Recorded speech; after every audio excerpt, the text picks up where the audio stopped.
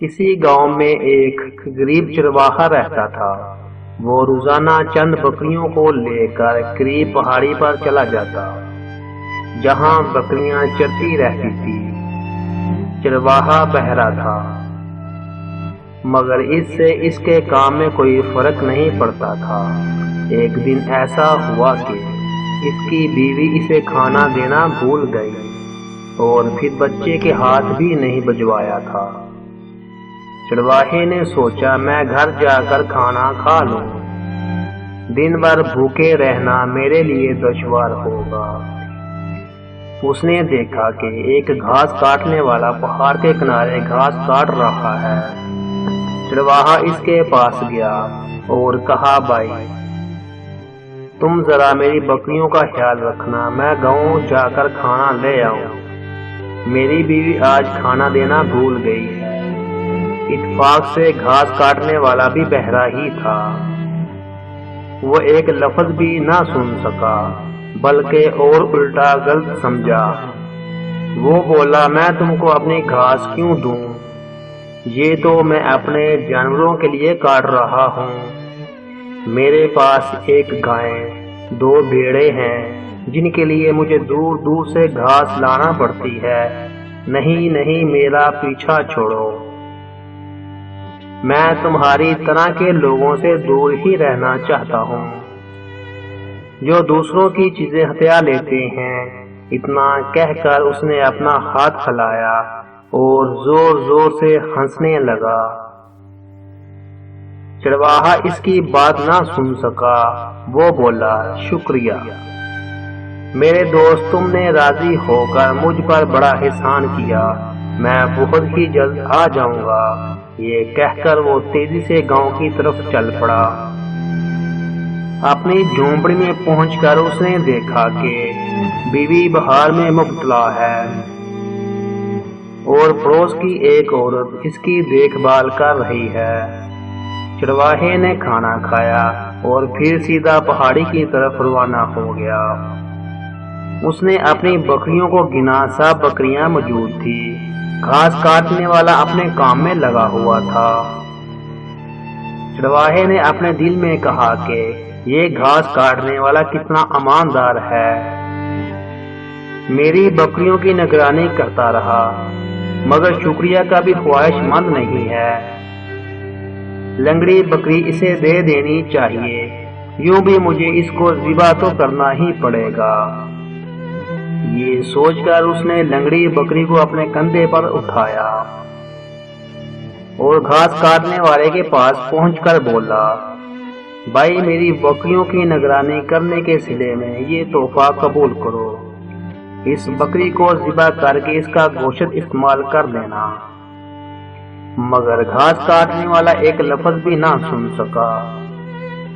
وہ غصے میں چلانے لگا کہ چرواہے مجھے نہیں معلوم کہ تمہاری غیر حاضری میں کیا ہوا، تمہاری بکری کی ٹانگ ٹوٹ گئی تو میں اس کا ذمہ دار نہیں ہوں، میں تو گھاس کاٹ رہا تھا، چلے جاؤ ورنہ ماروں گا۔ چرواہا سمجھ نہیں سکا کہ گھاس کاٹنے والا ناراض کیوں ہو رہا ہے۔ اس نے ایک آدمی کو آواز دی جو گھوڑے پر سوار تھا، جناب اعلیٰ مہربانی کر کے مجھے یہ بتائیں کہ یہ گھاس کاٹنے والا کیا کہہ رہا ہے، میں بہرا ہوں، میری سمجھ میں نہیں آتا کہ یہ میرا تحفہ قبول کیوں نہیں کر رہا۔ اس کے بعد چرواہا اور گھاس کاٹنے والا دونوں چلا کر اس مسافت سے باتیں کرنے لگے۔ وہ سوار گھوڑے سے اتر کر ان کے قریب آ گیا۔ اس سوار نے گھوڑا چرایا تھا اور یہ بھی بہرا تھا، لہذا وہ بھی نہیں سمجھ سکا کہ یہ دونوں کیا کہہ رہے ہیں۔ وہ ان دونوں سے اس جگہ کا نام پوچھنا چاہتا تھا، لیکن جب اس نے ان دونوں کو ناراض ہو کر چلاتے دیکھا تو گھبرا کر بولا ہاں بھائی، میں اقرار کرتا ہوں کہ یہ گھوڑا میں نے چرایا ہے، مگر مجھے یہ معلوم نہ تھا کہ تمہارا ہے، مجھے معاف کر دو۔ اتنے میں گھاس کاٹنے والا چلایا बकरी के लंगड़े होने में मेरा कोई कसूर नहीं, चरवाहा चलाया। इससे पूछो कि ये मेरा तोहफा कबूल क्यों नहीं करता, मैं तो शुक्रिया के तौर पर इसको ये दे रहा हूँ। इस पर चोर बोला, मैं इकरार करता हूँ कि ये घोड़ा मैंने चुराया है, मगर मैं बहरा हूँ और मैं नहीं समझ सकता कि तुम दोनों में से ये घोड़ा किसका है। इसी असना में एक बूढ़ा वहां आ गया। घास काटने वाला दौड़कर इसके पास पहुंचा और बोला, मुहतरम बुजुर्ग, मैं बहरा हूँ, इसलिए मैं नहीं समझ सकता कि ये दोनों क्या कह रहे हैं। मेहरबानी करके आप बताएं कि ये क्यों चला रहे हैं। दिलचस्प बात ये हुई कि बूढ़ा गूंगा था, लिहाजा वो इन्हें कोई जवाब नहीं दे सकता था। बहरहाल वो इन सब के करीब आया और इन तीनों के चेहरे गौर से देखने लगा। इस वक्त तक तीनों बहरे खामोश हो चुके थे। बूढ़ा इतनी देर तक इनके चेहरों को घूरता रहा कि वो घबरा गए। इसकी चमकदार स्याह आंखें थी।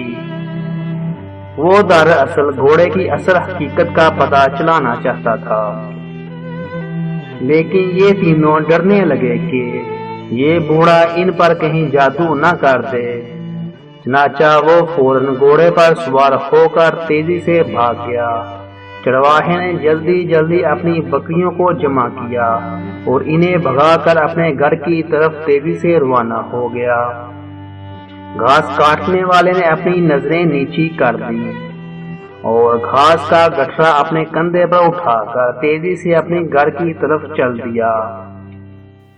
बूढ़ा इन्हें जाते देखता रहा। चंद मिनट बाद वो भी वहां से चला गया।